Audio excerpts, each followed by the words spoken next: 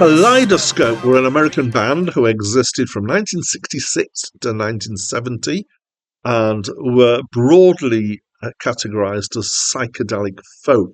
They released 4 albums during that time and a couple more from reunions since.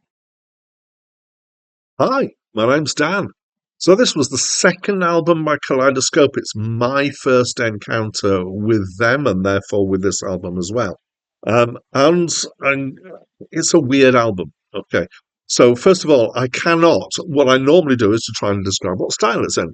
I can't do that because it's in many styles. Almost every track is in a different style from the other tracks. Maybe not quite because the psychedelic rock is maybe 2 or 3 of the tracks.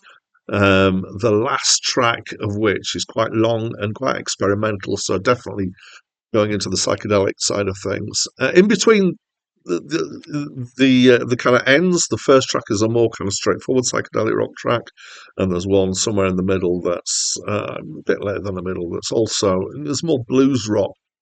In between, we've also got English style folk, Americana style folk, bluegrass, blues rock that I mentioned before, which has a kind of a Led Zepp feel. What I can't describe as anything other than swamp folk.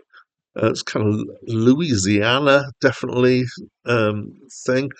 And then in the middle of all this, there's an extended Turkish style song based on a Turkish tune that sounds like it's straight out of a world music album and is very convincing as if they had come from Turkey or somewhere around there.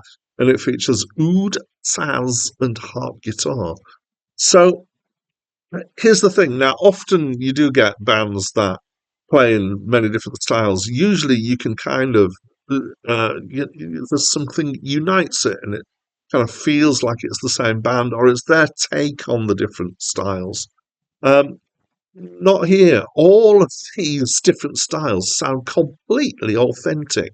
They're not a blend. And this includes the vocal styles. And they're just kind of going, right, today we're going to be hillbillies. And today we're going to be psychedelic rockers. And, it's almost as if they're completely different bands. It sounds so distinctive and so different. I had a look at the instruments that have been used to make this album. And so there's 4 guys, I think. And they're all, or pretty much all, multi-instrumentalists. I'm going to rattle off the list here. And we've got banjo, fiddle, mandolin, bass, saz, bouzouki, dobro, vina, don't know what that is, oud, doumbek, dulcimer, viola, organ, piano, harmonica, drums, and percussion. So the upshot of all this is that it's pretty well done in its own right. I wouldn't say, some of those styles I wouldn't say that they're the best I've ever heard, but it's all very competent. I don't really know what to make of it. It's just odd. I do quite like it, but I feel a bit like it's like you've got a salad, but it includes like a Cornish pasty and a donut. And it's just that weird in terms of the collection of things that are here. Anyway, that's what I think of this album. As always, what do you think? I'd love to know. Please do tell me by leaving me a comment. And that's it from me for now. Love is such a very funny thing, catches the young and the old.